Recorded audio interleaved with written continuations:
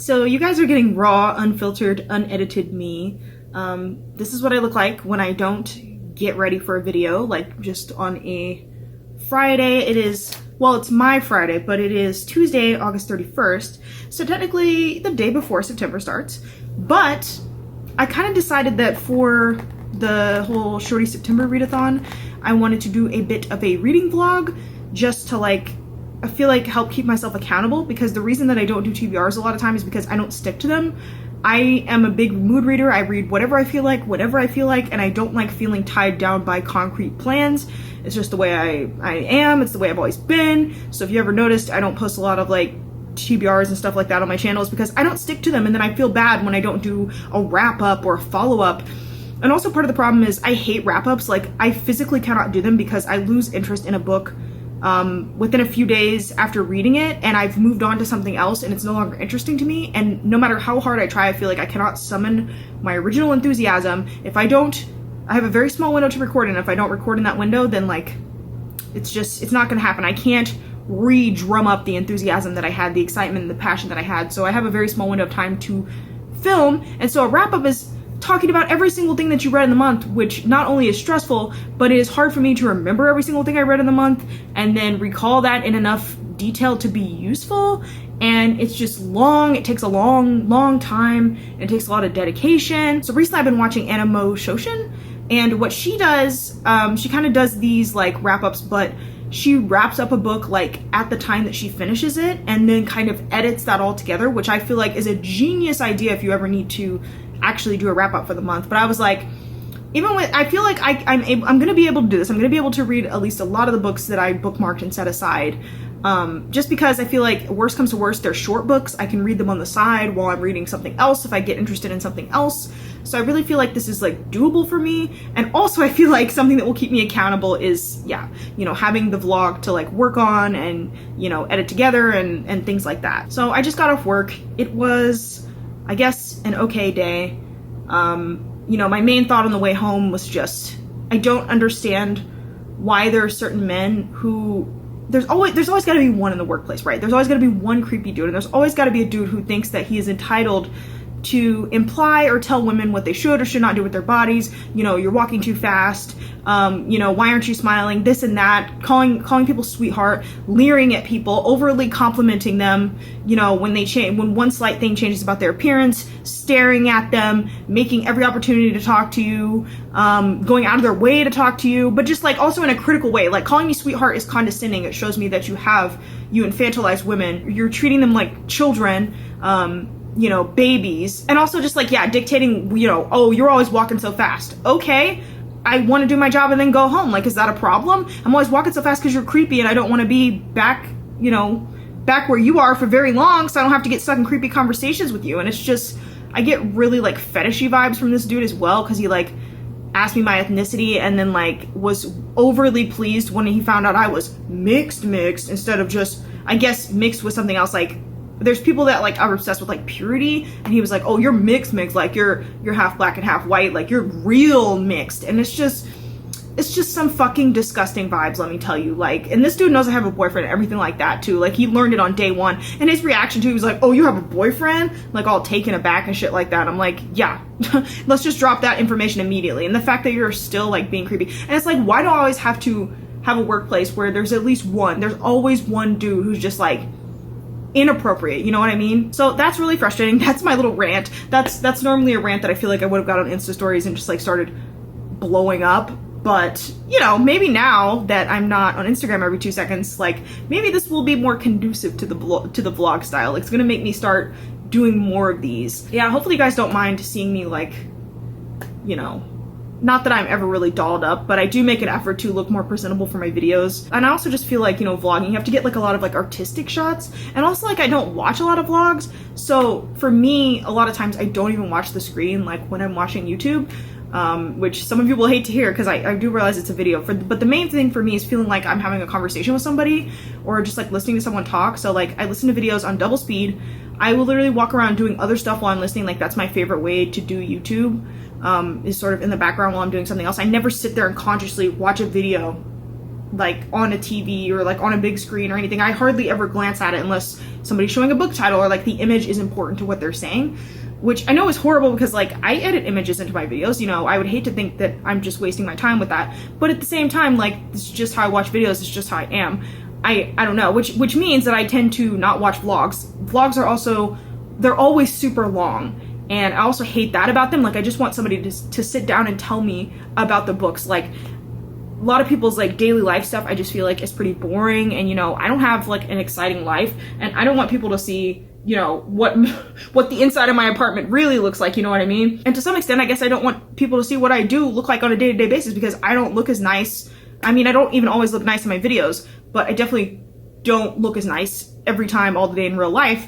And, you know, part of my channel for me is just getting, a lot of it is no matter, you know, how bad I feel about how I look, or, you know, how depressed I am, how anxious I am, whatever. A lot of times in the past, I've still gotten on camera despite not liking how I look, you know, despite thinking I looked ugly or my outfit was bad. It was just like a fuck it kind of thing for me, where I was like, it shouldn't be the most important thing. It doesn't matter that much. And this can show people like, yeah, sometimes, you know, I didn't comb my hair. Sometimes, you know, yeah, my eyebrows aren't done. Sometimes, like, it's just normalizing that. I feel like people can sometimes look really nice and put together, and sometimes they look like shit. And it's all okay, and it shouldn't be such a major factor it shouldn't prevent you from doing what you want to do or getting on camera, I feel like. But at the same time, like, you have to watch yourself back so much, and, you know, you end up nitpicking every single thing you say, every mistake that you make, every word that you overuse. You're watching your face back. So, like, it's a lot for somebody who has, like, body image issues or, like, self-esteem issues. Like, I feel like part of it for me is just, like, I feel like part of it was sort of a therapy for me, like, just to, you know, what is that? Grin and bear it? Just, you know, yeah, you look bad in this video, but it doesn't matter, you know what I mean? And I feel like I also just want to normalize, like, you know, I never wear makeup, and I just feel like a lot of times people's actual faces and actual skin doesn't get shown a whole lot, especially women. Like, there's expectations for women's skin to always be flawless and always be looking great, and I feel like I fly in the face of that naturally by not wearing makeup on a daily basis and making people expect to see me without eye bags,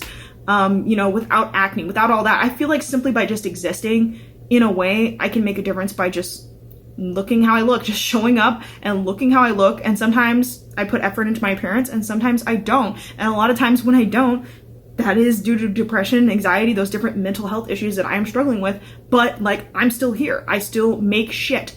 You know, like, I push through that. So yeah, I'm like, vlogs, you know, hopefully it doesn't make you all see me differently. Like, I feel like I want to start doing different things with my channel. Like, I've been watching a lot of video essay channels lately, and, you know, my top viewed video is my What Books Do Rappers Read, and I'm really starting to feel like maybe this is my niche. I'm not talking specifically books and literature, but I think what is so successful about that video is it's original, but it's also combining two topics that you don't typically see together. So, like, hip-hop and literature. So, like, it's new, it's combining, you know, two topics that I feel like I have a decent amount of knowledge on, like an in-depth knowledge on. The third thing is it's under 10 minutes, which I feel like is another important thing for YouTube, is like people like short videos, concise. And also the thing that I've realized, that there can be a crossover here to a wider audience.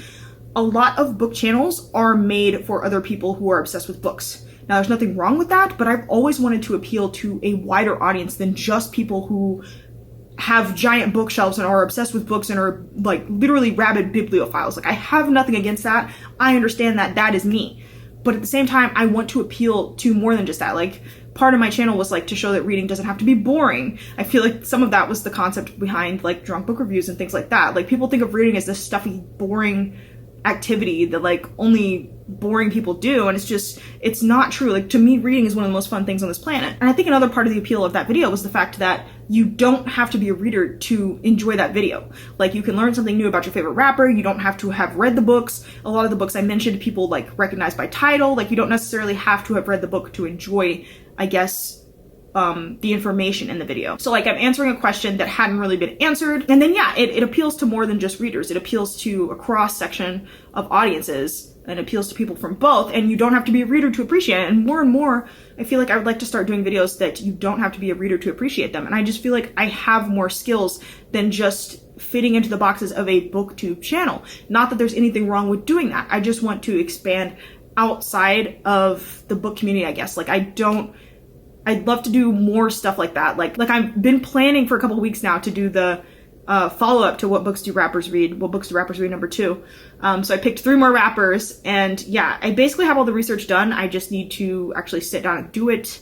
But it just kind of, the right time hasn't really come. And then I'm gonna have to get all my clips from all my other sources and edit those in. And yeah, I'm still planning on doing it.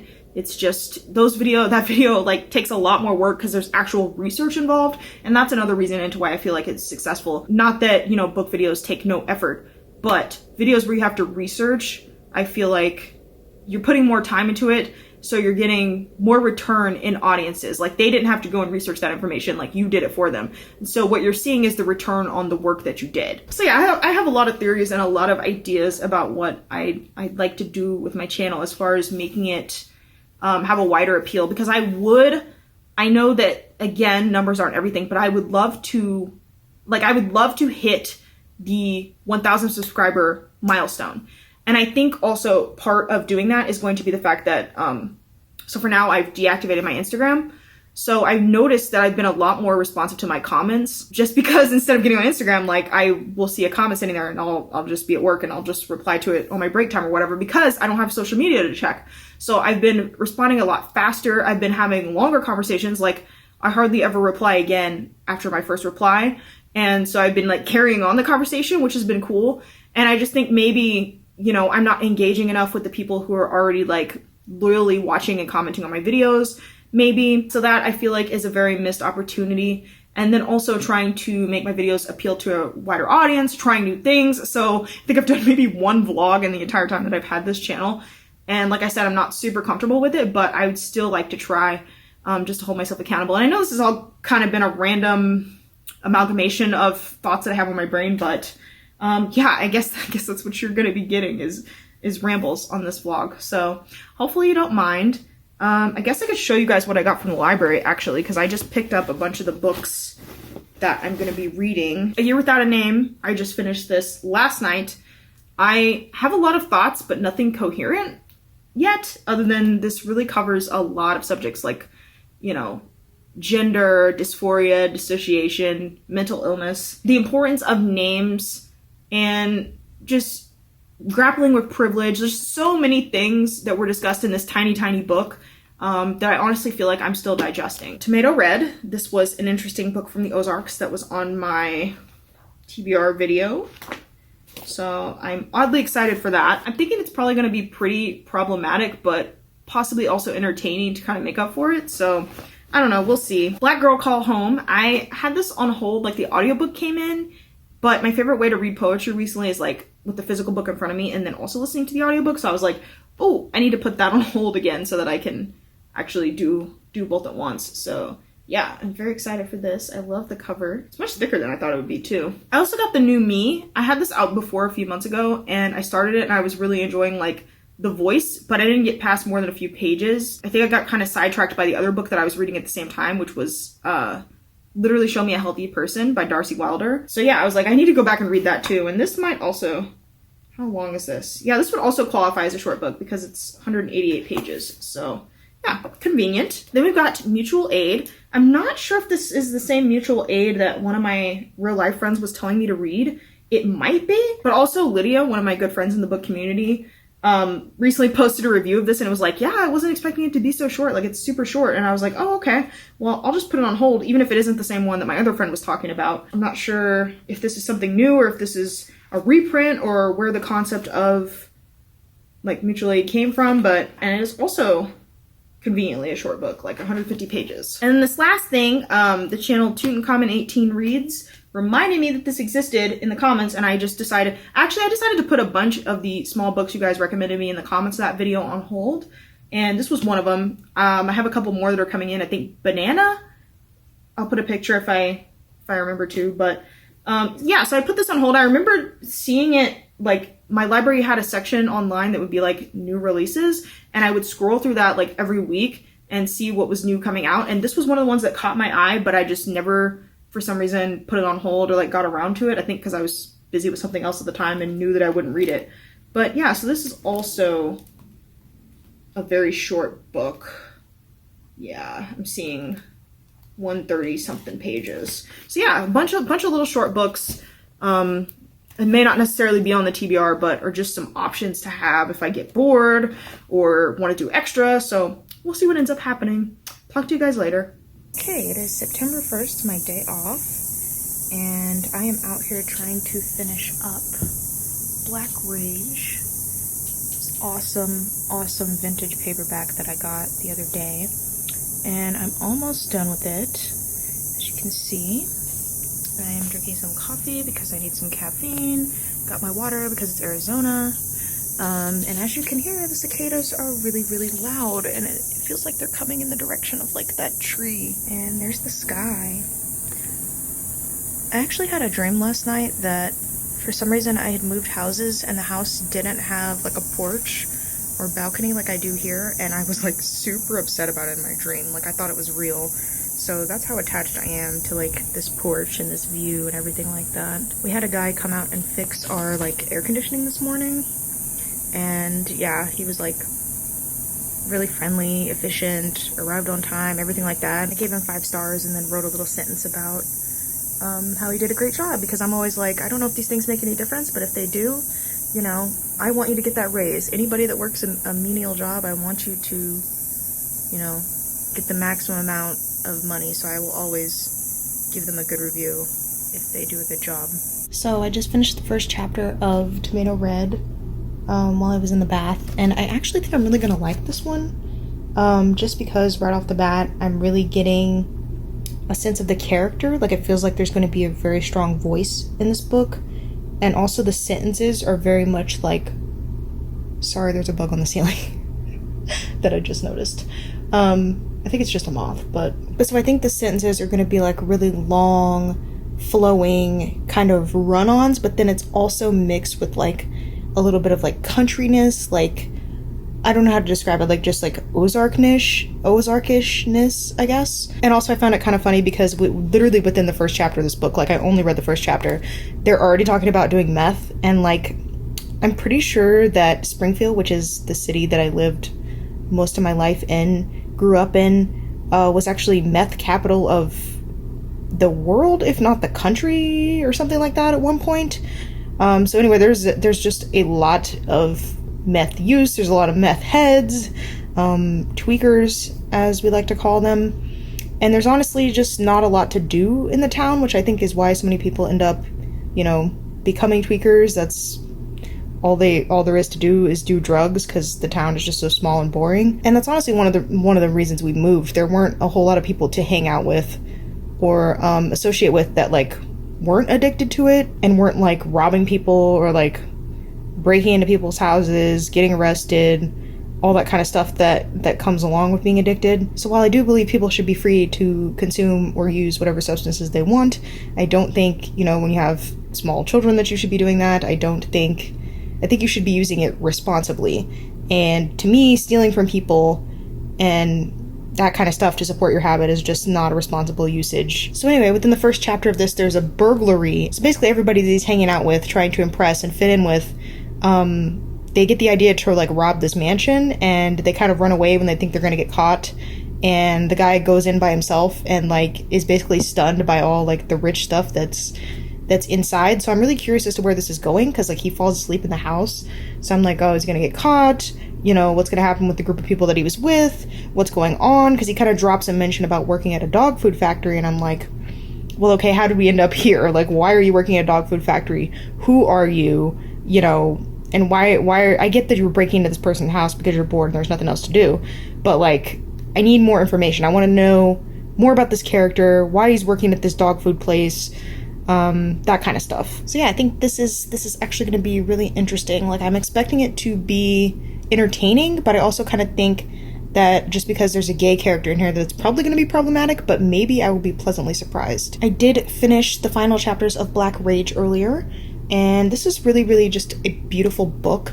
And I don't mean that in the sense that every single thing in this book is correct or right, because there's a lot that I feel like is really wrong or really off base, but when it is correct, it is really correct, and it's really on point, and it's just a fascinating, insightful glimpse into the attitudes of the time, being like, I believe 68, so like the 60s, and obviously all of the civil rights movements that were going on around this time. And it's really interesting to just see all of those major events that were happening being analyzed by two black psychiatrists who kind of teamed up to write this book. And I do think that they made a lot of really, really relevant points that are still applicable today. And, you know, it's shocking how little has really changed. And so this was just a gem. I love reading older books, and I'm honestly considering ordering, like, one of these authors also wrote another book, has something to do with Jesus in the title, I don't remember, but I'm also thinking about ordering that one just because this one was such a gem. So yeah. Okay, you guys can't judge me because I literally just woke up, but last night I read about halfway through Tomato Red. And I have to say, I'm really not loving how they're like, okay, so there's like a brother and a sister, right? And the brother is like super duper duper handsome, and like all the women in the town are like halfway in love with him and like trying to sleep with him, but he's like super gay, right? Like I think what I'm getting is that he's sleeping with the like high school music teacher who's like super jacked for some reason. But anyway, so the sister's plan is she wants to get out of this shitty ass town. And she's especially saying this after being pulled over by the cops, and they basically got into some trouble and all that. So like her plan is to basically pimp out her own brother to try to make money to get away to Florida for some reason. And I'm like, of all places that you would want to go to, why Florida? Because I feel like Florida is also wild and also filled with some very like interesting characters, but also, you know, maybe it's a good place for them to go. But if you're trying to get to somewhere that is nicer, I'm like, maybe you should choose something besides Florida, and maybe, just maybe, we shouldn't be pimping out your gay brother who is clearly having some conflicts and breakdowns over the fact that he's gay, you know, to these random women in the town. And I kind of understand why she would think that was okay, since her mom is like a prostitute in the story, like she's a hooker, she's sleeping with these different men, whatever. Like I totally get how that would be like normalized to her, but at the same time, like, that's your brother, you know what I mean? And I'm also just like, you know, this guy is gay, like let him alone, let him be. He has enough problems of his own. He doesn't want to, you know, fucking sleep with the women that he's, you know, doing the hairdressing on. Like, I get all kinds of skeeved out by the fact that they're both, I guess, okay with pimping this dude out. So yeah, that's my morning update. This book is wild. I am very, very curious to like see where it goes. The characters, I guess, are weird, quirky, interesting. So yeah, I guess I will update you guys on what happens. I'm going to eat a microwave breakfast sandwich right now, and drink some coffee. So I wanted to show you guys this too. So this is my lunchbox that I've been using for like literally 5 years. Like the joke is that I've had this, or maybe 6 years, but the joke is that I've had this longer than I've known Adam, so like that's how long this lunchbox has been with me. So it's really worn out. I still have all the little like pieces that go into it and everything. I'm pretty sure it was called like the cube or whatever, but so this thing has held up over years, but recently like I'm sure you can tell the inside is like really stained, and I'm pretty sure there's a hole in this like material somewhere. But anyway, the point being, I've needed a new lunchbox for like a couple months now, because like this was just getting old and looks really disgusting even though it's not. And yeah, I feel like I also just needed something bigger because of the amount of drinks I'm having to tote around everywhere now, because you have to drink constant bottled water and Gatorade and all this other stuff in Arizona, and I like to bring sodas. So recently, a couple weeks ago, I found this in a room, so I took it, and it's basically a freezable lunch box, or a lunch bag, and it's really big, as you can see, compared to my old one, which was just a little cube, which was honestly all I needed, you know, at the time. But now I feel like I need more room, and this is just, if you don't know this about me, I love stripes and polka dots, so I was like, oh, stripes, perfect. And it has these like straps, so you can carry it like a bag. And yeah, this is really nice. I can fit like a lot of stuff in here. Like there's not a lot in here right now. There's just silverware and some almonds, and yeah, but you can just fold this whole thing up, like it folds up at the bottom, and put this in the freezer, and then pack every single thing that you're going to take into it, and it's all in one place. And yeah, I got this for free, and now I feel like I don't have to feel as bad. Like I feel bad about just throwing away something that's still technically usable, but it's just like looking really dingy and gross and like honestly like has a hole in it and probably like should be retired, but I felt bad about just throwing it away and killing the environment. But then I found something that probably would have gone to waste anyways, that I also got for free, you know, repurposed, and so I feel just a little bit better about it, and now I feel good about holding out about just going to the store or ordering a lunchbox offline or anything like that. So yeah, I feel like I find stuff like that from the hotel all the time, and just wanted to share a little bit of my excitement with you guys. I'm pretty sure you can get this packet, pretty sure I looked it up and it's like from Target, and also has this nice little pocket in the front where you keep all kinds of just little doodads and stuff. Most of yesterday working on a video about Azalea Banks, and I'm not going to say specifically what it's about because I don't want to like give it away, and it's like kind of an original idea.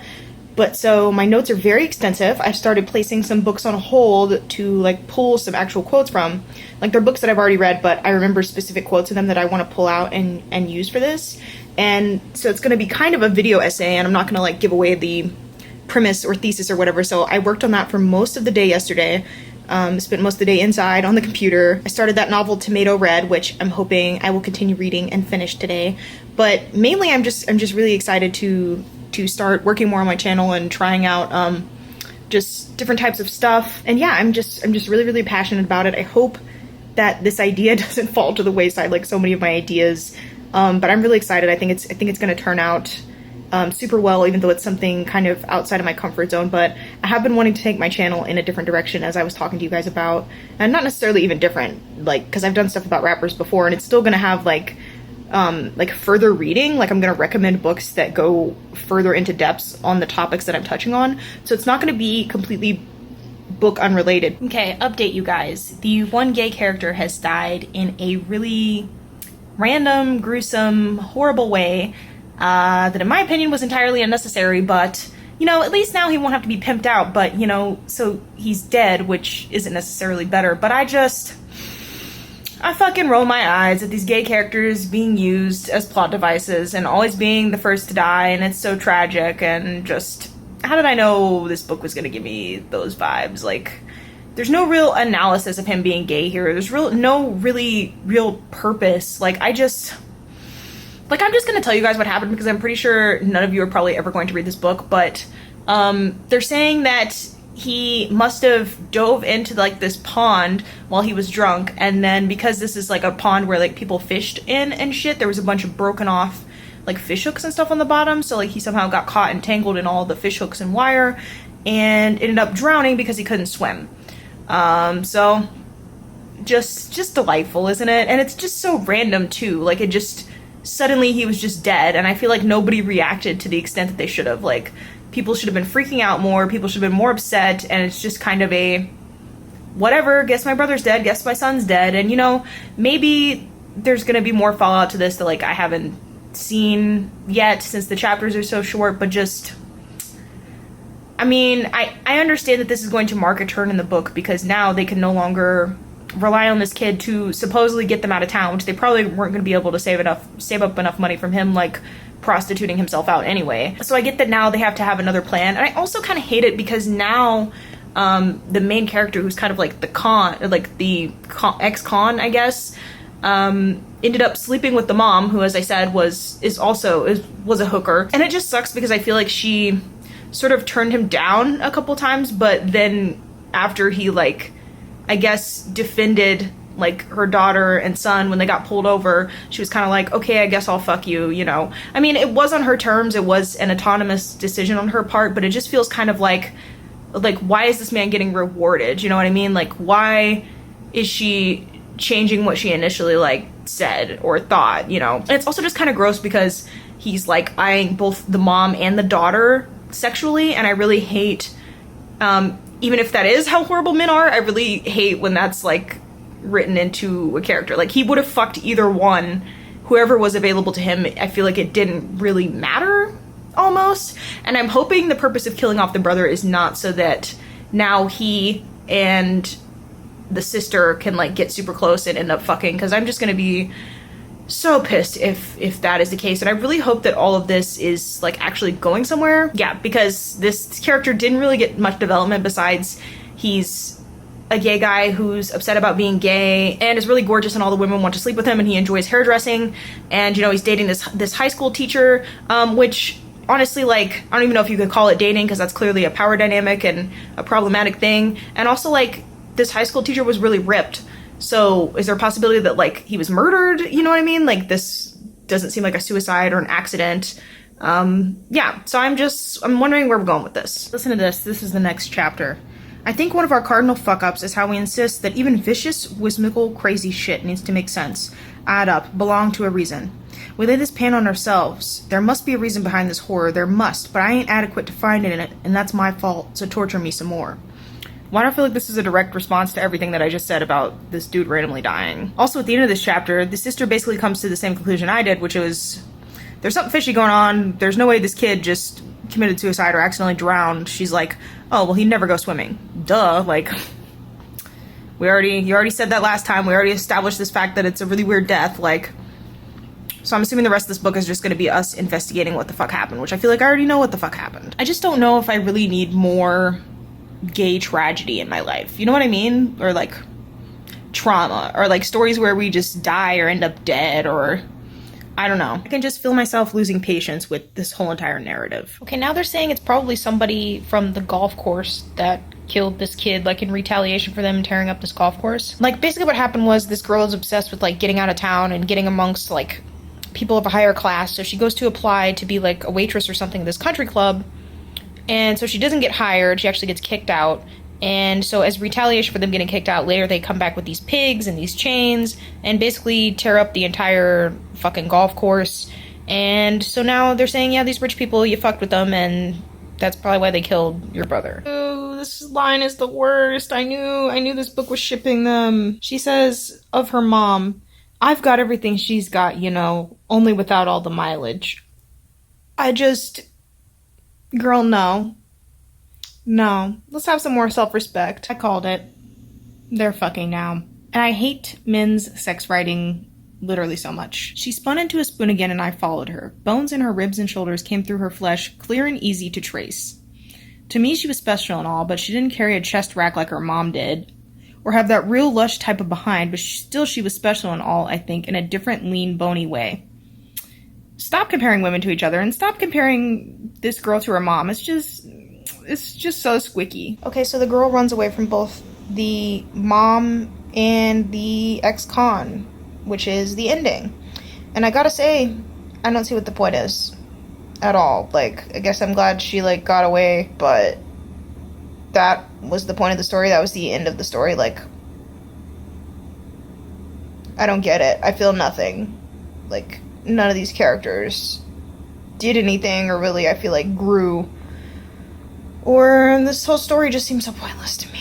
Yeah, so I ended up giving this book 2 stars. Well, I think it had a really interesting writing style and a lot of potential there. Ultimately, the entire story just felt pointless to me and kind of canceled out anything good that I really might have felt or thought about it. I guess I'm glad that it's over with and to not have to think about it anymore. And now I'm looking through this keto cookbook and trying to basically choose some recipes out of it and plan out my meals for the next week, which is honestly one of my least favorite parts of the weekend. I hate grocery shopping, I hate meal planning, I hate list making, I hate cooking, and I hate thinking about what I'm going to eat, but if I don't do this, then I end up hungry, so. I also have this book of fictitious dishes that I picked up in the photography section on a complete whim, which I suppose could also count as a short book, but I was going to look through here and just see if I even recognized any of the books or dishes, like, from the index, because it seems like a lot of them are classics, and I wonder if there's even going to be one dish in here that I would recognize from a book that I've read. Okay, I really like the quote in this introduction. It's from Fahrenheit 451, and it's about basically eating books like they're food. I'm not sure what the context was because it's been so long since I read Fahrenheit 451, which I think it might have been like high school. That's like the book about burning books, right? Someone correct me if I'm wrong. I really like this little passage here. Reading and eating are natural companions, and they've got a lot in common. Reading is consumption, eating is consumption. Both are comforting, nourishing, restorative, relaxing, and mostly enjoyable. They can energize you or put you to sleep. Heavy books and heavy meals both require a period of intense digestion. Just as reading great novels can transport you to another time and place, meals, good and bad ones alike, can conjure scenes very far away from your kitchen tables. Some of my favorite meals convey stories of origin and tradition. As a voracious reader, I devour my favorite books. So here's a page about pie and on the road. And while I generally hate pie, especially apple pie or any of the pies with fruits that are basically like chunky in the middle because I don't like textures. Like I like key lime pie and lemon meringue and things like that, but for some reason pie and ice cream sounds really, really good to me right now. So this page is looking yummy. It says, apple pie has long been a symbol of Americanism. On May 3rd, 1902, an article in the New York Times stated, pie is the American synonym for prosperity, and its varying contents the calendar of the changing seasons. Pie is the food of the heroic. No pie-eating people can be permanently vanquished. And it goes on to say, vanilla is America's most popular ice cream. It's the favorite flavor of 29% of the population, which you're all wrong. It's obviously chocolate. Vanilla is just such a boring flavor, but I do think that it pairs really well with like other things. What's your guys' favorite ice cream flavor? Okay, I don't know why, but I find tiny stuff, like little miniatures, to be just the cutest thing ever. Like this page on Gulliver's Travels. And I can remember reading Lolita years and years ago, like way back before I even had a channel, and not liking it. And the whole underage girl thing kind of creeps me out. Like it says here, thanks to the novel's cultural impact, Lolita has become a term in the popular vernacular defined by Webster's dictionary as a precociously seductive girl.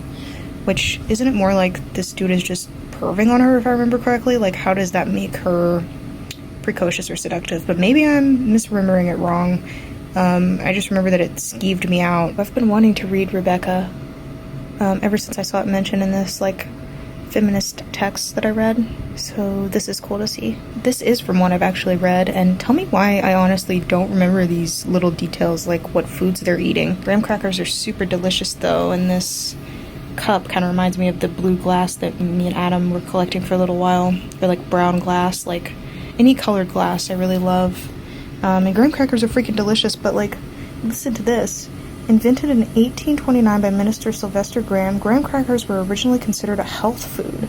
They were part of the Graham diet, a regimen meant to curb sexual appetite through the consumption of bland foods. Like, first of all, I'm offended because graham crackers are delicious, and second of all, why is there always just like some crackpot involved in the food industry? Like how Kellogg or whatever his name is was like just anti-everything. Pretty much. Like, I find that so weird. Like, why were so many of these dudes in the food industry? For some reason, this page is giving me strong I Spy vibes, and I don't know if it's just because recently I watched a friend's video that was talking about I Spy, and then another video that kind of showed, like, how the pictures in I Spy are made, but I think it's probably just because it's a very colorful, intricate sort of flat lay. And also this page is about mate, and I've never had like authentic mate, but I love yerba mate. Freaking delicious. Yeah, I've also never heard of this book before. Hopscotch. Okay, here's Catcher in the Rye, and I'll be honest, I didn't remember this crap either. Like, do you guys remember specific meals from books that you've read? Like, I definitely don't, apparently. Okay, this is kind of cool. There have been so many iterations and imitations of the Crusoe story of shipwreck survival and island living that a word exists to describe such a tale, a Robinsonade. Crusoe's mythic tale has been retold and reinterpreted in countless ways, in books such as This Was Family Robinson and The Lord of the Flies, in films such as Man Friday and Castaway, and in television shows including Gilligan's Island and Lost, which is pretty cool because I feel like I like survival stories, so maybe I should read this at some point. Ew. A liverwurst and cream cheese sandwich. Bruh. This page is about eating dirt. Geophagy, the practice of eating soil, comes from Hippocrates and dates back 2,000 years. Cornell University research has revealed that eating dirt can protect the stomach against certain toxins, parasites, and pathogens.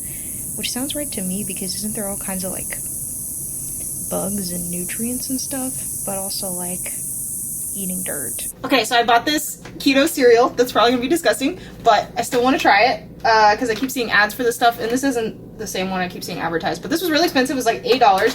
It's a really small bag, and so I'm gonna see what it tastes like. It looks like dog food to me, like dark dog food. I don't know.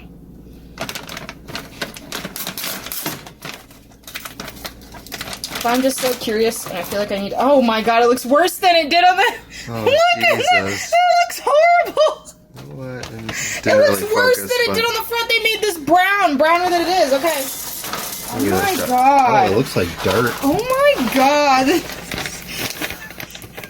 Actually looks better on the camera. It does? Yeah. I'm so scared. Whole milk, baby. And this flavor is supposed to be chocolate banana, which I've been craving bananas because you can't eat bananas. So I'm so scared. This better taste like cinnamon toast. I feel like it's trying to be the texture of Cinnamon Toast Crunch.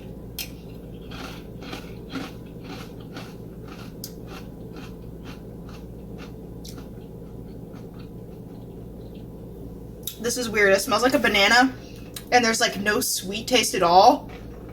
Really? Until like much later. This is awful. No, this is like really bad. I'm not even exaggerating. Should I try it? We're gonna make Adam taste. Oh god. Oh, it's not good. It has quite the banana smell to it. I don't smell banana. Really? I guess my nose is just broken.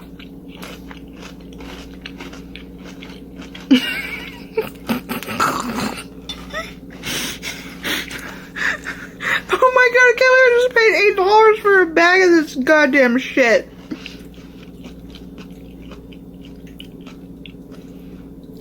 There's like 3 stages of flavor. There is, and they're all bad. The middle one is You go like banana, and then chocolate, which is decent. And then there's like the aftertaste of the sweetener. Yeah. What is the sweetener? Stevia. Monk fruit. I feel like monk fruit has that disgusting... Oh my god, this is horrible. Okay, don't buy this. Catalina Crunch. Don't get it. I don't know why you would, but don't get it. It's terrible, I guess. Oh, it's terrible. But now we have to eat. Now we have to eat this bowl of it, though. So, yeah, you get to munching because I ain't. Just You're not going to. Money wasted. No. There's a bite. So I finished Fictitious Dishes, and I have to say I think that I feel like the fun facts were more interesting than like the actual like quotes from the book, or like the pictures I feel like weren't all that visually interesting. Like a lot of them seemed kind of the same, and also a lot of the meals in this book seemed like really a stretch, because there's one that was like eating dirt, like it was literally like a picture of dirt, and then like one where this guy was basically eating like garbage, and then another one that was basically just White Castle. And another one that was pills. So I feel like a lot of these are kind of like pushing the boundaries of what I would consider a meal. But I mean, overall it's pretty good. It was kind of worth it, I guess, just for the fun facts. Like, they were pretty interesting. Nothing I would really go out of my way to necessarily recommend. Hello. So I need to talk to you guys about what I read today. Even though, I'll be completely honest, I haven't really felt that great for most of the day. Like, I woke up to start with a sore throat. So I wasn't feeling good to begin with. And then I get to work, and there was this room where these people, like, very, very heavily smoked cigarettes in there. And, like, they got kicked out and charged and all that, but I still had to go in, and I had to spend an hour cleaning it, which is, like, double the amount of time that we're supposed to spend, because I had to change, like, literally every single thing in the room because they smoked. And by the time I got done in the room, like, the smoke was giving me a headache, and then I just had a headache for the rest of the afternoon. And it kind of went away after I, like, fell asleep, dozed off for, like, an hour or two, but... yeah, it was really weird. Like, I just felt really sick for most of the day, and then I was upset because I didn't really feel in the mood to work on, like, my video essay idea that I had, so that sucked, but I'm kind of feeling better now, so I figured I may as well talk about the couple of things that I finished/started, one of which was Broken Places Outer Spaces, and this is an audiobook.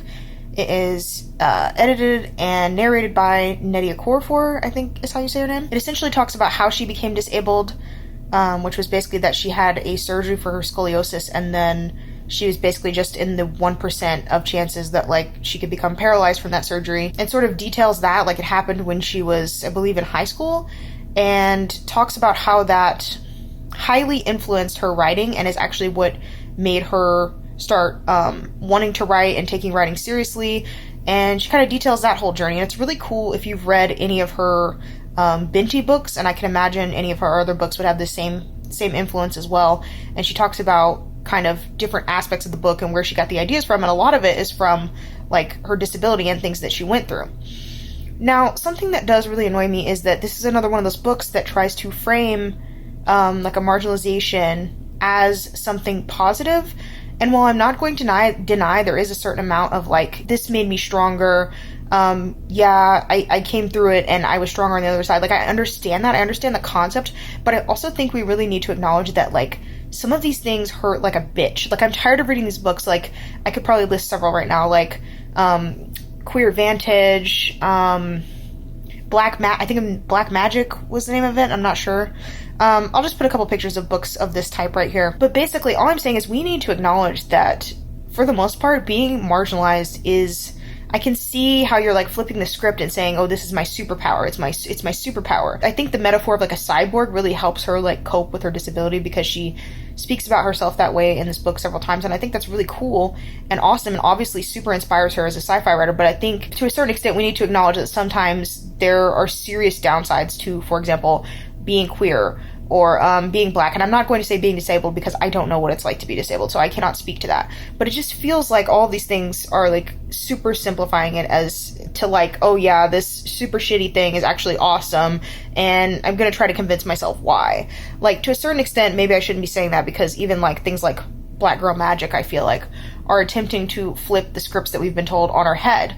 And I think I can acknowledge that it's certain marginalizations have been like a really awesome thing, and also been like a really, really shitty thing. And like, that's okay. It doesn't have to be one or the other. It doesn't always have to be like, I feel like I'm just embracing like, I guess, the liminality. Like, I don't understand why everything always has to be such a binary, if that makes sense. So I'm getting really annoyed of books that try to do this, because I feel like I've read so many. And like, if that's your personal story, cool. I'm not going to tell you how to interpret your personal story. But at the same time, like, I find it really frustrating and simplistic as a reader, like oversimplifying the issues. Yeah, it was decently written. It's nothing that I would really recommend you go out of your way to read unless you're like a big fan of hers. I did enjoy the Binti trilogy. I wasn't like super obsessed with it, but I think maybe her background in like science, like specifically she wanted to be somebody that like worked with bugs and was super into insects. I think you can really see that scientific influence in her writing, because a lot of it like whooshed over my head, right?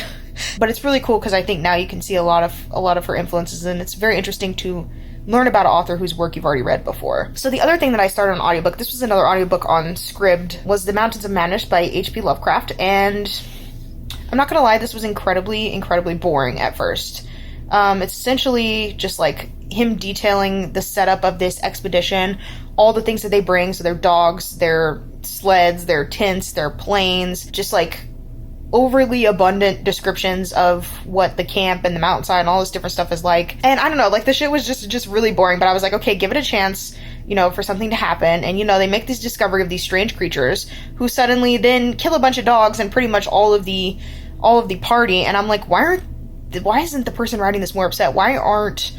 You guys aren't acting very upset. Like, I feel like they just like keep exploring. And now they've made this discovery that like behind these mountains, or like within these mountains, there's like this town that must have been built before humans were even alive on the earth. So it's like a species that on the earth that's predating humans, which is, honestly, it's interesting. When they found the creature, I was like, okay, well, now we're getting somewhere. Now we're getting somewhere interesting. But it's just so slow paced, which I feel like is something that really sucks about a lot of like older books. Like, I feel like it's written for a different attention span, like a different time. And you can really tell that. And it's kind of cool to see the language at the same time that, I don't know, I find it kind of frustrating, like, that the narrator's not reacting more.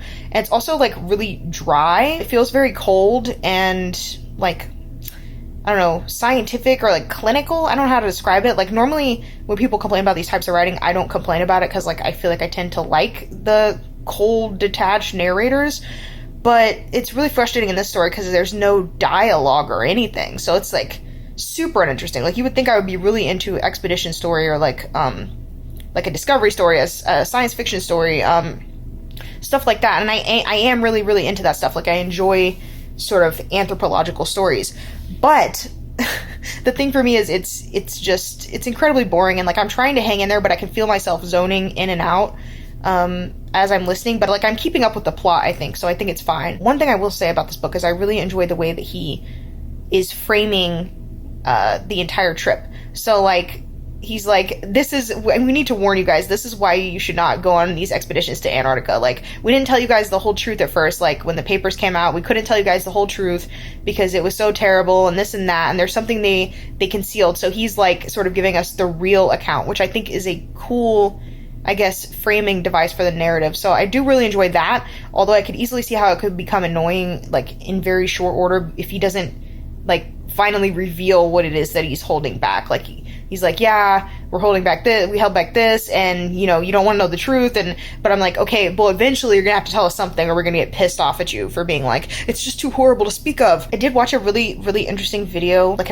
over an hour long video essay on Lovecraft that I will try to link if I remember, that was recommended to me by somebody, and it was really, really good and really, really interesting, and kind of talked about the fact that Lovecraft, obviously, you know, horrible person, had some horrible eugenicist, racist, etc. beliefs, but it kind of detailed some of his isolation and emotional abuse growing up as a child, and also talked about, you know, there's evidence that he may have been trans, and a lot of people have theories, like a lot of people in the comments were like, you know, he might have been autistic, all these different things, but we really don't have a way to know any of that for sure. But it was a really interesting speculation, and like this guy's personal connection to Lovecraft, and like why he made the video and his feelings about it. I don't know, it was all just really, really interesting, and honestly made me more excited to read this and to look into his work. Because, you know, when somebody is super isolated and had an abusive childhood and is quite obviously suffering from depression, I feel like that could explain a lot of the themes and isolation in his work. So yeah, I'm just really curious now to, like, I guess I'm gonna try to stick with it. I think I'm about halfway through, so I have a couple hours I'll probably try to listen to tomorrow and just see how it goes. And then in print, I started this Miss the Female Divine Goddess, and this was by two dudes, and one of my main concerns in picking this up was like the fact that it's by two dudes. But one of the things that I just flipped it open, like, to see what the first part was, and one of the very first things they did was kind of address that concern, which kind of made me laugh. I was like, okay, maybe this isn't going to be as awful as I thought it was. So I like read the first section on the Earth Goddess, which was really interesting because goddesses actually predate gods, which is fascinating. Like, the Earth was thought of as a living being, as a woman. I don't want to say as a woman's body, but the goddess was thought of as being everywhere and everything. So it's kind of a animistic sort of thing. So I just found that really interesting because I've been hearing a lot of things about how, like, the only reason that, like, witchcraft is demonized is because it's, like, more of a female-led religion and there's no, like, god. Because if you think about it, most of the world's major religions are patriarchal in nature, and that their deities are all male. And that's always really bothered me. So when you start to think about that, it makes it seem like things like astrology and, you know, witchcraft and all these different practices may sort of be trying to push back against that, which is really interesting because I'm not really into the witchcraft thing anyways, even though I know it's like a big deal now. It's like a new age sort of phenomenon that a lot of people my age are into. So yeah, I'm pretty curious to learn more. For some reason, I'm kind of itching to read like an actual novel right now, like physically, but we'll see if I decide to switch or read something different or stop or whatever. Hey y'all, so I just got home and I really, really, really need to clean the kitchen like super, super badly because I was lazy last night and didn't do it. But before I do that, I want to talk about basically what I read today. I finished The Mountains of Madness by H.P. Lovecraft, and I have to say, I did not really enjoy it. I can't really say that it got much better, and I'm just going to kind of look at what I jotted down in my notes app on my lunch break. And what I put was, seems like he's an Edgar Allan Poe fanboy, because there's quite a few references to Edgar Allan Poe, and it's super weird seeing references to Edgar Allan Poe in, like, an author's work that I also think of as old. So it's like, were they contemporaries, or was, like, Edgar Allan Poe already dead at this point? And, like, I just find it interesting that, like, he's clearly a fanboy and is, like, trying to, like, tie it in or imply that there's, like, connections there. So, and then I also really feel like this was very hard sci-fi. And I don't mean in the sense that it was scientifically accurate, because obviously he's making up aliens and shit like that. But I honestly just feel like the number of descriptions that he gave, like, he was literally listing off, like, latitudes and longitudes and just, like, super boring details like that I don't find interesting. And I feel like a lot of people hate the like, genre divisions, like, hard and soft. but I feel like this would lean more towards soft sci-fi or hard sci-fi, and I'm not sure that's what I'm into. I feel like I'm into soft sci-fi, which from what I've seen, Star Trek and things like that are classified as soft science fiction. Or maybe that genre distinction isn't even accurate. Maybe it's just the fact that there is so little characterization in this work. Like, I felt nothing for any of these characters. There's pretty much no character development. Like, literally, this guy is just a vehicle to tell about this discovery of aliens, different aliens that are battling each other, and there's like a race of these aliens that are enslaved and then like escape, and there's this hidden city and all these like intelligences. Like, it feels like he just really, really wants to focus on the creatures, which obviously Lovecraft is famous for the creatures, the tentacles, the shit from space, essentially. But the whole time I was just thinking, like, I love aliens, like, why don't I love this? And it's the fact of there's no characters, there's no real story. The story is the aliens. Like, it's the idea of these aliens battling and that they predated humanity and they came from space, and he wants to talk about all these interactions that these alien races had, and it's just not that interesting because there's not a lot of story there. And so for me, I feel like I'm a character-driven reader. I need there to be excellent characters, excellent characterization. I need to care about the characters, to care about the story, and I just didn't feel like there was barely any character building. And then when I went and looked on Storygraph, I feel like this was confirmed by the fact that people said, is this book character or plot driven? That's one of the questions they ask, and it was like 95% said plot. So I'm thinking, like, you know, maybe Lovecraft is not for me. Maybe I need to go read some motherfucking Becky Chambers, because from the way everyone talks about it, I get the impression that that is soft sci-fi, and that's something I'd be much more into. I don't know, though. I never read any of their books, but... Oh, this is really, really freaking good. This is the limoncello? Is that how you said? Limoncello LaCroix, and it's so good. Like, I had never bought this flavor. Like, I'm afraid to buy a box of a whole flavor if I don't know if I like it, because then it just sits there and I feel horrible and I like have to drink it, and it's a whole like torture session. But so I found one of these in a room a while back and then tried it, and I was like, oh my god, this is everything. It's like citrus plus floral. Oh my god, it's so good. I'm obsessed. I practically drank the whole freaking package that I bought, like, literally in, like, 2 days. Like, I love these. So refreshing. Also, every time I drink a LaCroix, I think about the meme that's like, LaCroix is like fruit yelling from another room, or whatever it is, and, like, it's still funny to me, even though, like, I used to, like, hate on sparkling water, but, like, now I feel like I'm like a LaCroix convert. Like, it's the shit if you ask me, and it's a lot better than just boring ass water all the time. Like, sometimes you get bored of water, but you don't want caffeine, and that's where the sparkling water comes in. And the other thing I have written down is the ending.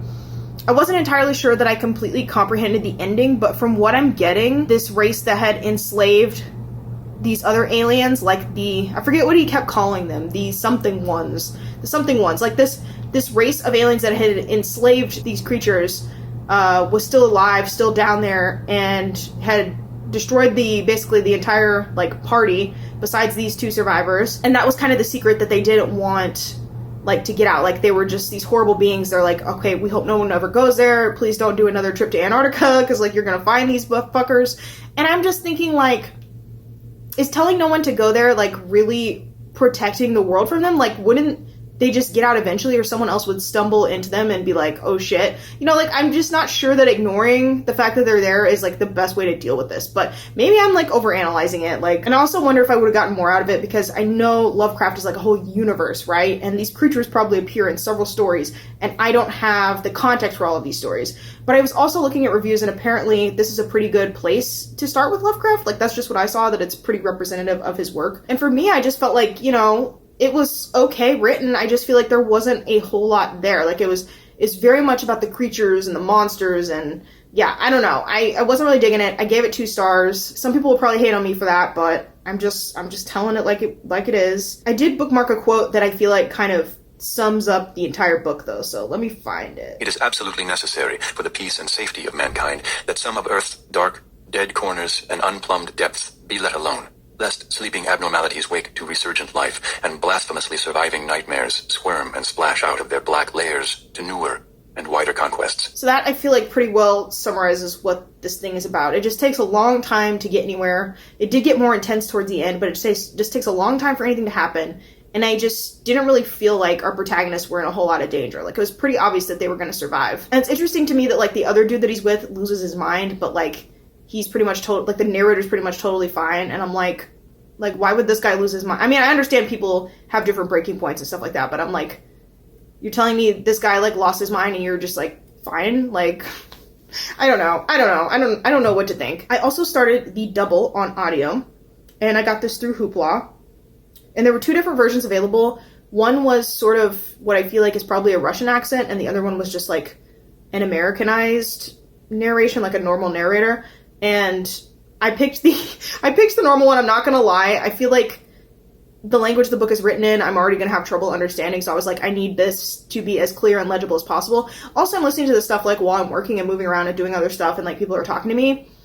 So it's not exactly the most conducive environment to like paying 100% attention. So I was like, I need the easiest possible narration, even if it would probably be more authentic to listen to the one with the Russian accent. But it seems to me this main character, he's just kind of a balding dude who, from my impressions, like wants to appear rich. Like there's literally this moment where he switches out all his bills in his wallet. Like it's the same amount of money, but he switches it out for all smaller bills so he can feel like his wallet is full. And he like counts it, and he spends a lot of time like going to these stores and making it look like he's spending a lot of money and like ordering stuff. I don't know if he's ordering it on credit or just pretending like he's gonna order it, but he's like visiting all these stores, and then he doesn't actually end up buying much. Like he really wants the appearance of wealth. And he's like visiting this doctor, and he keeps calling the doctor like by his full name, and it's kind of funny. Like I'm getting a real like, I don't know, I feel like this dude is like just a character. Like he's just rambling on to his doctor about how like he doesn't need this medicine and he likes being alone and he likes this and that. Like he's just rambling on it. It's just, I don't know, it was relatable but also like not really convincing. It's like, it's sort of one of those, methinks you doth protest too much or whatever. Like, I don't know. I found it amusing. I found it kind of entertaining but also annoying past a certain point. And I'm also wondering if the meaning of the double is going to be like what I thought it was. Like I thought this was going to be a book about there being 2 of the same man or like clones or something like that. And I'm thinking that maybe it's going to be, there's this moment where he's in this fancy carriage and he sees someone that he knows, but he pretends not to know them, like he doesn't acknowledge them.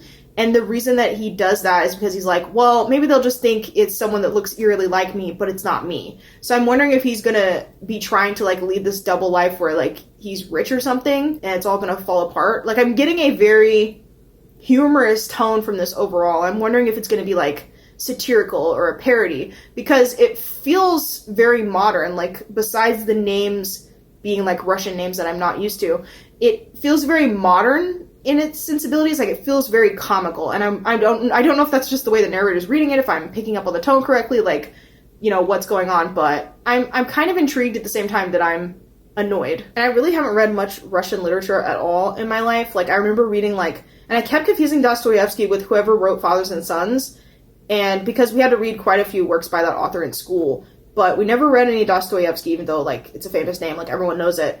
But so I feel like I don't know very well like what to expect of Russian literature, I suppose. So yeah, I'll probably keep pushing through, just see where I end up, maybe do a couple hours tomorrow. So I'm gonna go do some actual work now. Laters. So Adam bought me the other part of my bookshelf yesterday when he got off work. He surprised me with it. So basically that's gonna go right in there, right where that wall outlet is, unfortunately, to finish up my little bookcase. Yeah, it looks so good. I mean, I know they're just cheap IKEA shelves, but I've literally never had my own like full-size bookshelf in my entire life, and I'm almost 28. I'm gonna be 28 next month, and I've loved reading my entire life, and so this is just like ecstasy to me. Yeah, this kitchen ain't pretty, y'all. Bunch of fucking shit in the sink. The cabinets are too small for a trash can, so we literally end up filling like pretty much a trash bag every single day, and there's no room for a bigger trash can like anywhere. And I got a bunch of fucking shit crowding the counter. So yeah, I got work to do. So I'm editing the Lovecraft clips into my vlog right now, and listening to that excerpt played back, if you listen to that quote and think about it within the context of race, because he even says the word black, I feel like that is a direct representation of his racist, xenophobic beliefs, and it's kind of wild how I didn't realize that until I heard it played back for like the 3rd time. Like, wow / yikes. So just had to share that revelation with you all because it makes a lot of sense. Yeah.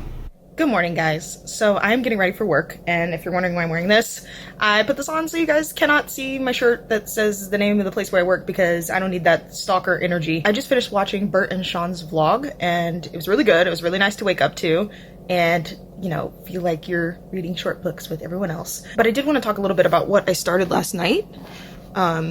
This is The Belly of the Beast: The Politics of Anti-Fatness as Anti-Blackness by Deshaun L. Harrison.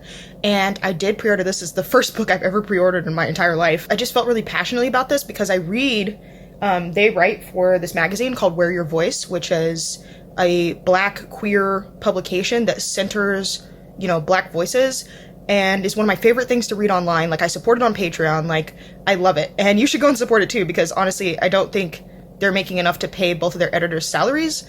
And then also, like, not like a flex or anything, but like low-key a flex, like, one of the editors follows me on Instagram for some reason. Like, I was shocked that she would even bother to follow me, but they write for this publication, and when I saw that title, I was like, wow.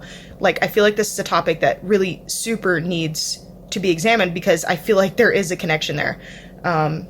And I just want to read you guys this little excerpt. As a fat, Black, trans, non-binary, disabled person, I know the complexities that come with living in this body with these identities. I imagine that you do too, or you're looking to learn about those complexities. You open this book because, at the very least, you acknowledge that anti-Blackness and anti-Fatness have something to do with one another, even if that acknowledgement is only that you read the words on the cover of the book. And that is why I'm writing, and ultimately why I care about this book. A curious mind can be the start to someone's understanding, and someone else feeling seen, heard, and understood. I value that. So I just feel like this book is going to be really good, and also, you know, might be hitting close to home. You know, not that society categorizes me as fat, but I feel like I was bullied for my weight when I was younger, and like, because I didn't see a whole lot of bodies that look like mine, I feel like I ended up feeling like I was, even though, like, I feel like society doesn't really see me that way. Like, I just didn't see any bodies that were, like, curvy or actually had hips because, you know, I was surrounded by, like, predominantly white girls, and I was not the same. Like, I was hairy, and I was, you know, all these different things. So, yeah, I just feel like this is going to be hitting really close to home for me, and it's just a topic I'm very interested in, because I feel like doing keto, the reason that I do keto is because of how good I feel when I'm on it, and I don't constantly feel hungry, and like I feel like much steadier and just calmer and just better in general. But at the same time, there's also like a little bit of losing weight that does come with that, and I can't deny that I feel good and I feel better about myself when I lose weight. And I know that that's because of society standards, like you're supposed to be thin even if your body is not a thin body. And so I just have felt so conflicted about that. I'm like, am I promoting something that's actually dangerous, or is promoting these like dangerous beauty standards? But like, I'm also doing it for my health, like, you know, diabetes, and, you know, my dad almost died of congestive heart failure when I was maybe in high school or middle school or something like that. So it's like, I know that these health issues and problems run in my family. So if I'm doing a preventative diet to try to prevent, like, stop, like, not eating as much sugar and all this kind of stuff, like, am I still a bad person? Like, it's almost like I can't decide if it's a negative or a positive. Like, it's just, and I have so many complicated feelings about my body as well. Like, body image has always been something that I like really struggle with. And so I just feel like this book is going to be like hitting just super close to home, and I'm probably going to be emotional, but I'm super interested in the topic. So I just wanted to share that with you guys. I'm sure I'll have more updates later. So like, I'm dreading going to work today. It's been super busy, and when I complained about this to Adam, he pointed out that it is Labor Day weekend, which explains a whole lot, because Labor Day, as you all know, is not for laborers, which is like my favorite slogan about it. That really sucks. I'm not excited. The rooms have been bad. It's been long days. So anyways, I need to get ready to go. This is my lunch. It looks really weird right now because it's like refrigerated, but it's basically the inside of an egg roll without the egg roll. So like cabbage and meat, and there's usually more stuff in there, but I think we just totally blanked out while we were grocery shopping and forgot like carrots and different stuff. But yeah, it's really, really good. Like, Adam is such a good cook, thank God. Oh, and ginger. So, good morning. I lost my house key yesterday while I was at work, and I don't know how it happened. I have one of those like clip thingies, key rings, and it must have fallen off, and like I retraced my steps and looked everywhere that I thought I might have dropped it, and I couldn't find it. And luckily it's a very distinctive key. Like, I got it printed with a galaxy pattern, so I'm hoping that somebody finds it and turns it in today. But honestly, like, it was fine. Me and Adam, when we first got the keys, we actually made 4 copies, one each for each of our key rings, and then a spare to go in each of our glove boxes for like our separate cars, because we work at separate locations, so we have to drive separately. And so yeah, it was fine. Like, he was already home. I just used the spare. But I'm pissed because my mailbox key was attached to the house key and I didn't realize that. And so now we only had one mailbox key, and I'm assuming that's going to be super expensive to replace. Like, they overcharge for these things, and I'm just, you know, I'm glad I didn't lose my Prius key, because those little square unlock things are like super expensive to replace, like hundreds of dollars. Like, honestly, that's also a scam. And so I'm like, oh, I'm going to have to contact the fucking whatever the realty company is to try to get another mailbox key, and it's probably going to take a long time, and then like our mailbox is going to fill up and we're not going to be able to get our mail. And like, it's so difficult getting mail here anyways, because they always say that everything's too big for the mailbox when they don't feel like putting it in one of the bigger bins, because there's like a separate thing that they lock the like larger packages into, even though our mailbox is like literally tiny. So one of the things I hate about living in an apartment again is like, we can't get our mail, and I end up so many things are like returned to the post office, and then like I have to drive over there and try to pick them up and find them, and half the time they get returned. Like, and it just sucks so much. And like, I have to walk over to a separate building to unlock it and check it, and then sometimes there's a key and you got to get in the big lockbox. It's just a whole fucking mess. So yeah, I'm really, really hoping that someone finds it. I mean, it is my own fault. Like, I had them clipped to my pants, and like I had my work keys clipped to my regular keys, and I was clipping and unclipping them all day because I didn't have my shirt with the pockets on. Like, I just had a t-shirt on. And so that's definitely probably when they drop to the ground. I'm just hoping somebody turns them in and I won't have to go through this whole like mailbox thing. But knowing my life, I probably will. So I didn't read very much yesterday, just another chapter of Anti-Fatness is Anti-Blackness, but I don't really have time to talk about it right now, so I guess I'll try to do that later. So, literally crying because I just realized that I wasn't supposed to be there till 9, and somehow I got the spare out of the glove box yesterday, and I remember having it on my lap in the car, putting it on my keyring when I got inside, yet somehow when I went to leave, it was not there. So I lost the spare. I panicked because I had 5 minutes until I needed to leave the house, and I was like, well, I have no choice but to lock the door, so hopefully Adam gets home before me so I can actually enter the door. And so I left the house, locked it, got in the car, started driving there, and realized before I left the parking lot of the apartments that we are not supposed to be there till 9 because it's Labor Day, and so people aren't going to check out very quickly, and they're probably going to be lounging around and take all day to get the fuck out of there so I can clean the rooms. And I feel incredibly stupid because I could have had time to look for it right now. Like, there's no way it is not in that house. I distinctly remember placing it onto the keyring, so I do not understand what the fuck happened between last night and this morning, because I didn't even hardly touch the keys. I literally didn't touch them since between those times. I don't understand how I could lose the first one and then lose the spare too. And I just feel so dumb, and I feel so done, and just, yeah. So this is me having a fucking breakdown right now. So now I have to sit here for like another 45 minutes until I can leave, and I could have used this time to look for the key if I hadn't already locked myself out of the apartment. And yeah, I'm gonna get over it at some point, but I don't understand how I could be stupid enough to lose 2 keys in a row. Like, that is just, there's obviously something wrong with my brain. This is beyond forgetful. This is like insanity. Like, I know I should not be using these words, but like, it's just fucking insanity. And I was at least smart enough to grab a book on my way out, like the book that I was reading, so I at least have something to do while sitting here for the next hour or so. But like, this is time that I could have used to find that key, because there's no way I'm losing 2 keys. Like, and this is me ranting right now, not even recording on the phone that I vlog with. Like, oh my god. Oh my god. I mean, I tried to tell myself yesterday, everyone loses keys. It's a thing that happens. There's no way, you know, they don't have a system in place for replacing these. There's so many people that live here. There have to have been people besides you that lost their keys. Like, and, you know, I know that is my rational mind trying to calm down my fucking freak out anxiety spiral mind. Like, I know that is the mind that I should be listening to. I know I should be like, oh, it's fine, totally fine that you lost 2 keys in a row, but my other brain is like, you fucking dumbass! You fucking dumbass! This isn't just an example of how careless you are! And I swear to God, I am not intentionally trying to be careless. I legitimately don't understand. I don't understand what happened. I think part of it may be, like, okay, I'm gonna show you guys what my fucking keyring looks like. It's this fucking clip thing.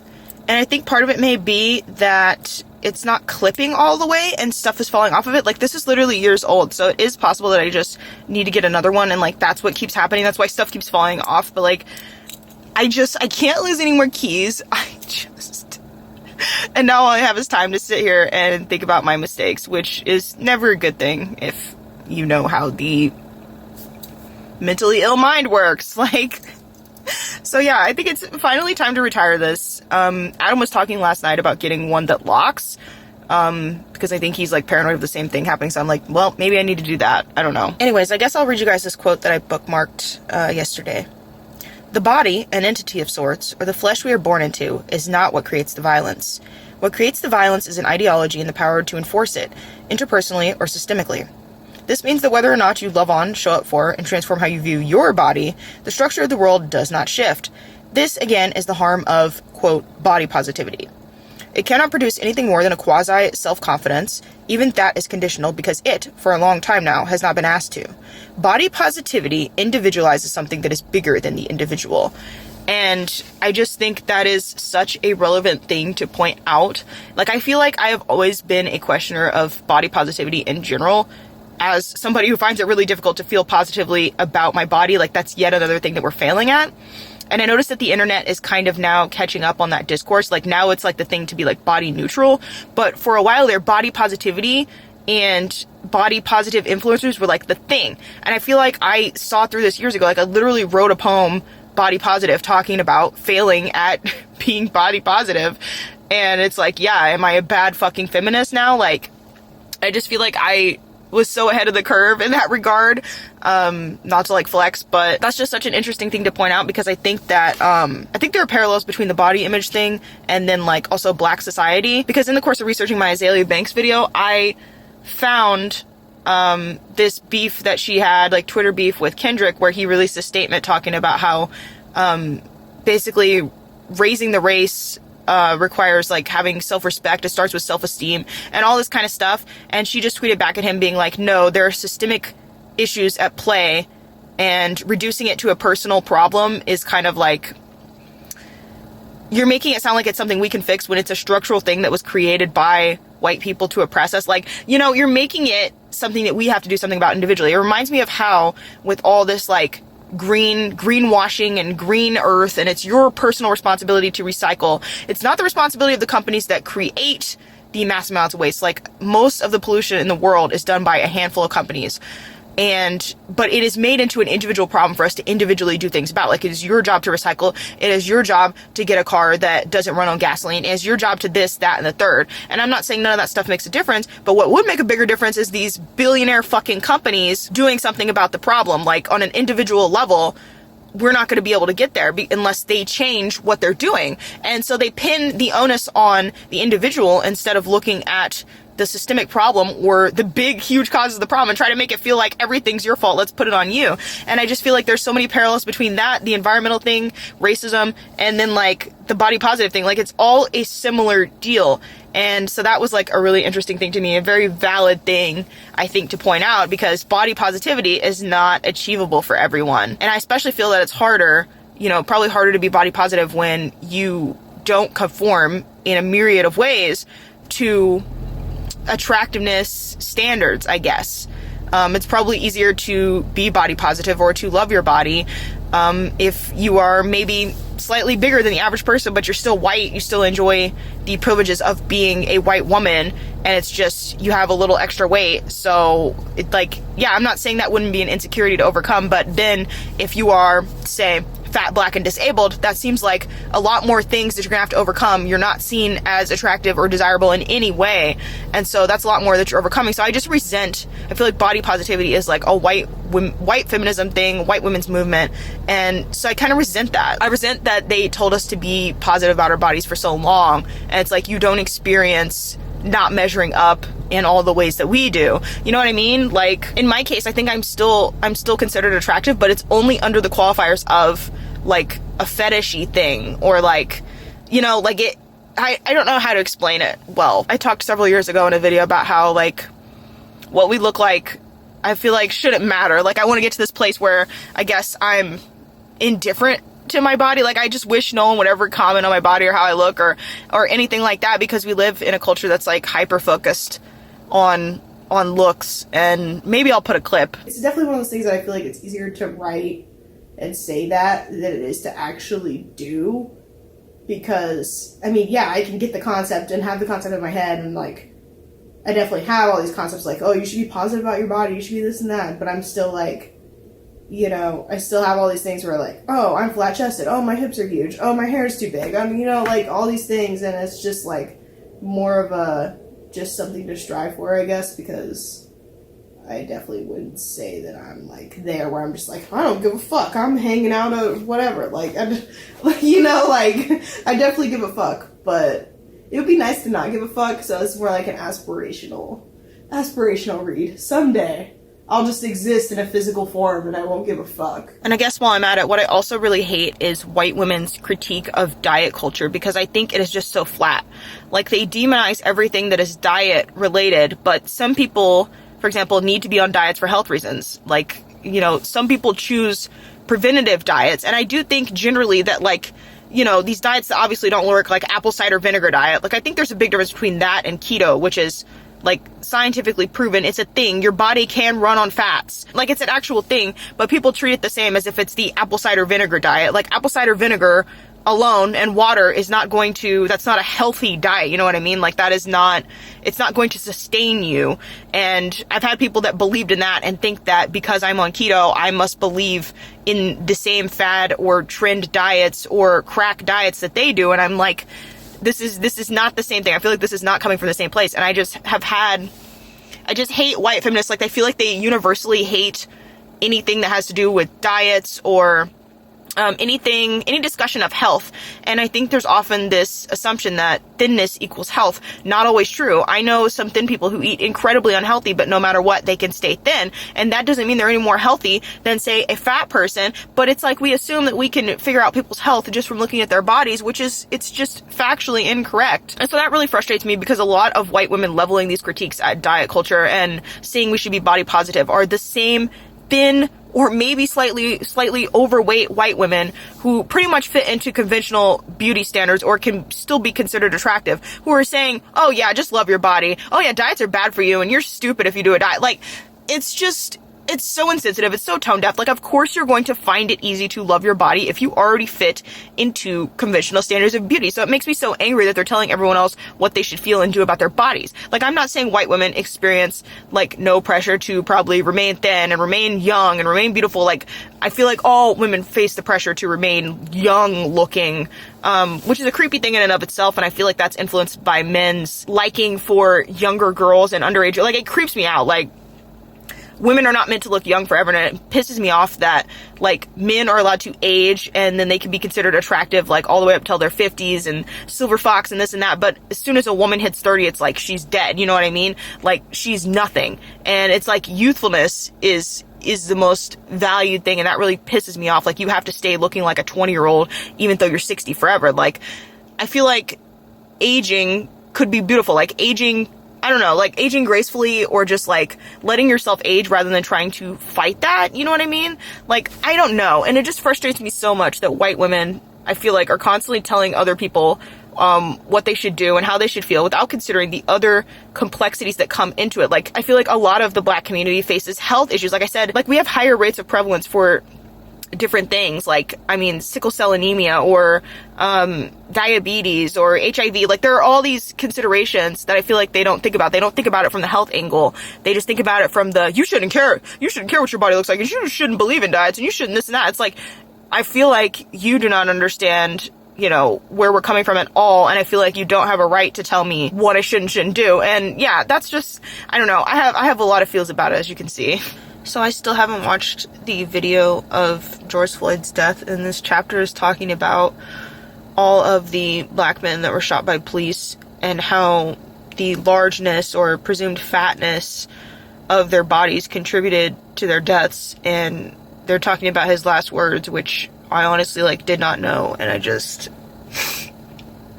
cannot. And I'm thinking, you know, the only reason to use a counterfeit $20 bill is when, you know, even if it was or was not counterfeit, it shouldn't have mattered, but the only reason to use that is if you don't have enough money. And why don't you have enough money? poverty, structural systemic racism, larger issues at play. But people want to make the counterfeit $20 bill into an issue as if somebody should have died over fake money. No. Never. Okay, update on yesterday. Adam found the key. I had not lost my mind. I actually put it onto his key ring instead of mine because I thought it was mine, because we only have one key to the Prius because it's like one of those expensive clicky start things. And so, because he drove it, he took it and put it on his key ring, and then without looking, I saw the Prius key and thought, those are my keys, because I'm usually the one who drives the Prius to and from work. And so yeah, I didn't lose my mind. He did have the key, and they still haven't, nobody's found my other one, so I'm just gonna assume it's gone. And I didn't really have time to give my thoughts to the camera yesterday. Hopefully I'll be able to sit down and do that later, but I just listened to this audiobook, something to do with rage, Letter to My Rage maybe? I'll put a picture.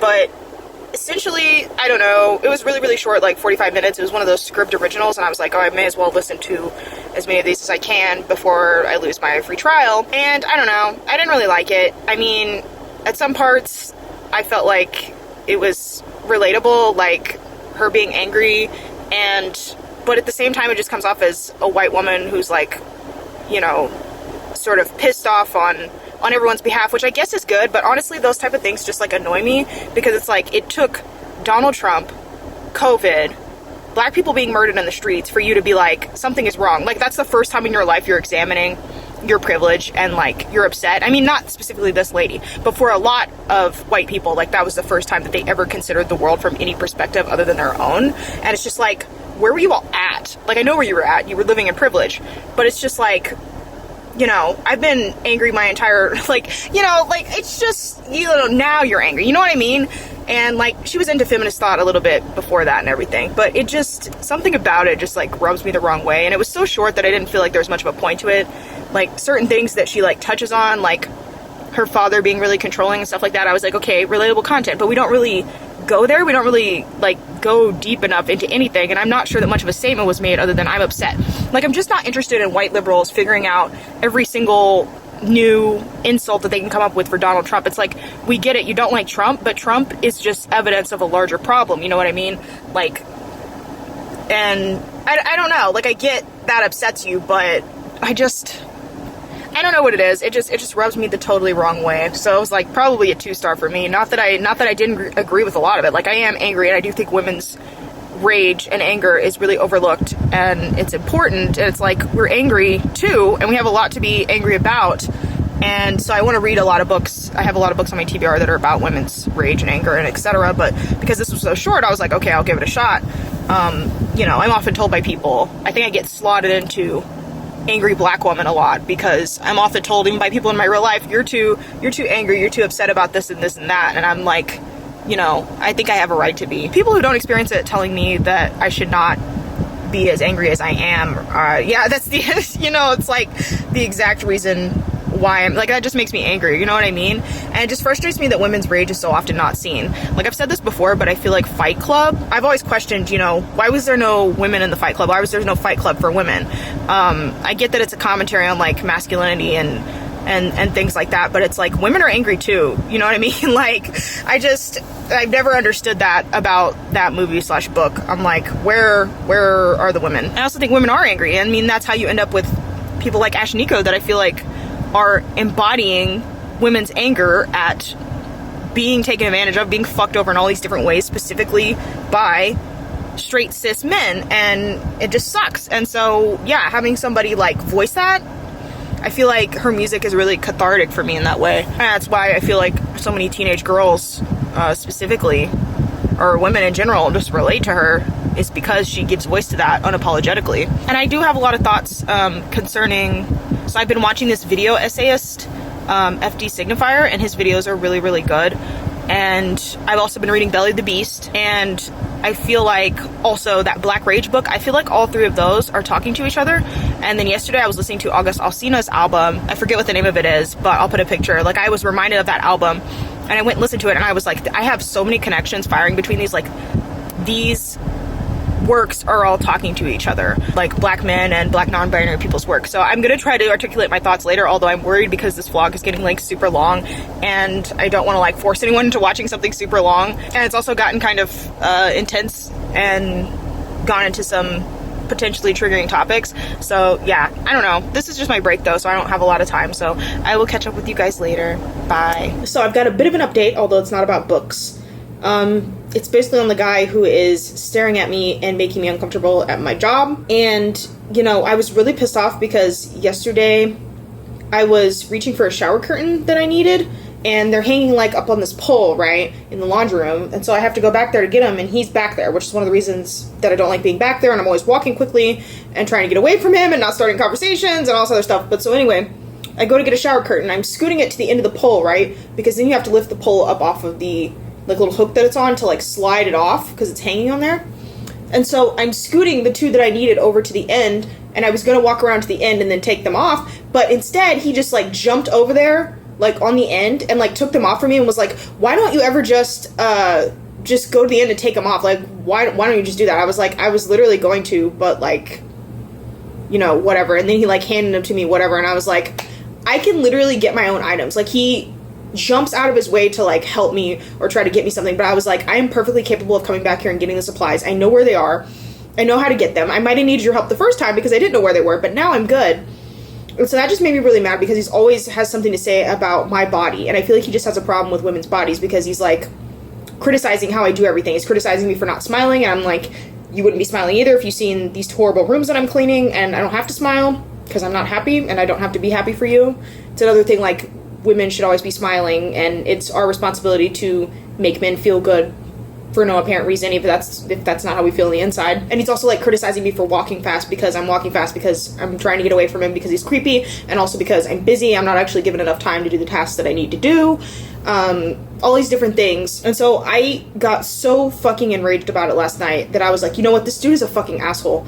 And the next time he does it, I'm going to try my best to say something and just be like, you're making me uncomfortable, or just be like, fuck off, or, you know, what problem are you going to have with me today because you're always telling me how wrong I'm doing everything. And so I didn't think I was going to have any encounters with him today because every time I went back there, he wasn't back there because he was off doing other tasks. But then I'm going to leave, and I'm chit-chatting with this other girl that works there who's like, she's a younger girl, she's really nice, so I'm very friendly with her, whatever. So I'm chatting, like, as I'm headed out the door, and they're getting off at the same time.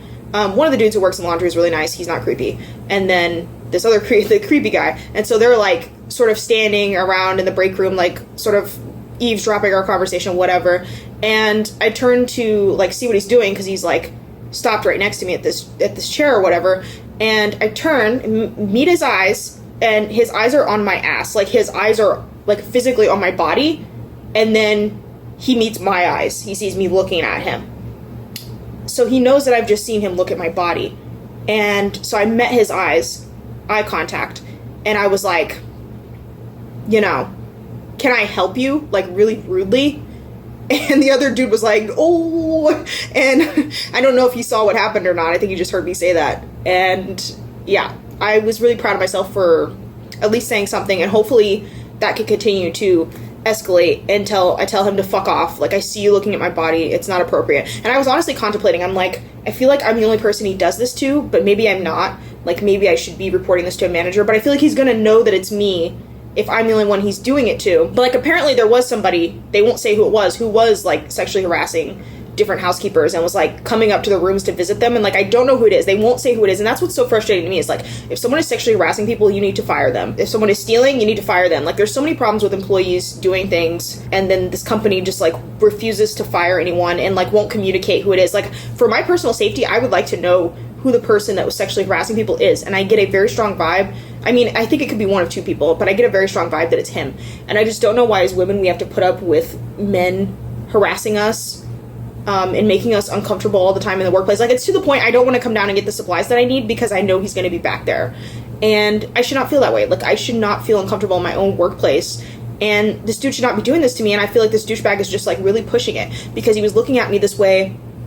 Like, he was openly staring, like openly ogling me for like the first couple weeks, and I tried to ignore it. I was like, okay, you know, maybe he's just awkward, you know, like, I tried my best to ignore it, and now, like, I feel like he's, like, trying to do it, like, he's trying to dictate what I do with my body, and he's trying to get away with fucking sneaking glances at me, like, I should also say, like, I was out of my, like, we wear these big smocks, so they're, like, loose and big, and kind of, like, they cover your, like, your hips and ass and everything, so, like, I had changed into, like, this, my tank top, so that I could leave. Like, I don't like wearing those shirts because they're itchy and scratchy and uncomfortable, and, yeah, he's, like, creepily complimented me before when I wore, like, they also gave me, like, a t-shirt with the company name on it, and I was like, okay, that's the last time I'm wearing that t-shirt with him around, because, like, he gave me way too much of a compliment, and I was just like, okay, thanks.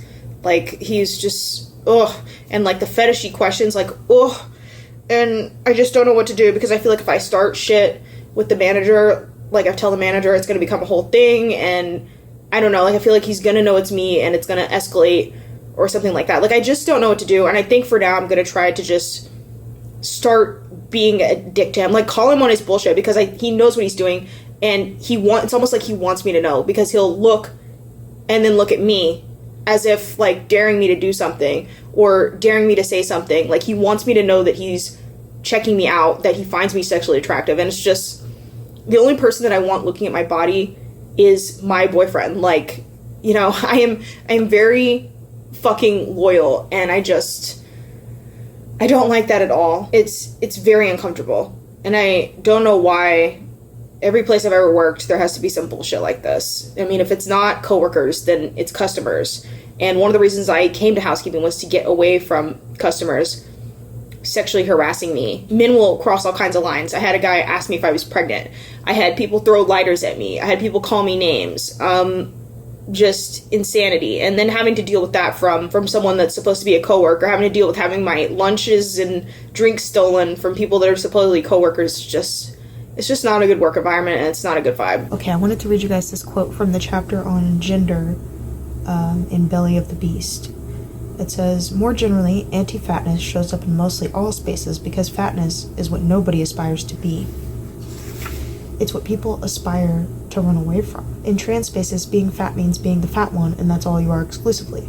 There's a divide because while I share transness, I am not the model trans person, so I will never be seen. And this chapter I really like because they interview different fat, black, trans, or non-binary people and kind of get their perspective on gender and fatness and blackness and how all those dynamics kind of interact. I just find that really interesting. I like that they did that they opened it for more perspectives and more voices than just their own, since this is already such a underheard perspective, but it's so incredibly valuable, and I think they make so many incredible points in here. The last sentence, moving beyond abolition requires that we destroy the world that produces the cage by which the black fat is bound. Anyone who is not fat is essentially benefiting from and abiding by the politics of thinness. And I can't help but think that's why people are rewarded for being thin or losing weight or complimented and generally just seen more, you know, and anyone who's desiring that is probably desiring that not because they desire, but because it is desired by the world that we live in. And they're basically saying that we have to tear the world down, which, you know, I fully agree with, but I feel like it's difficult to tear the world down while also still having to play within its rules. So I gave this 4 stars, and I wrote a nice review on Storygraph. And so this basically makes the 5th book that I think I finished for this week, and so that's pretty good. 7 days, 1 week, 5 books. It's almost a book a day. At least I think it's pretty impressive, especially considering that this like weekend/week has been so difficult because of Labor Day. Like, I was literally at work until 6 p.m. last night, so I worked over a 9-hour day, which was just horrible, and I'm incredibly tired and burnt out and just like over caffeinated.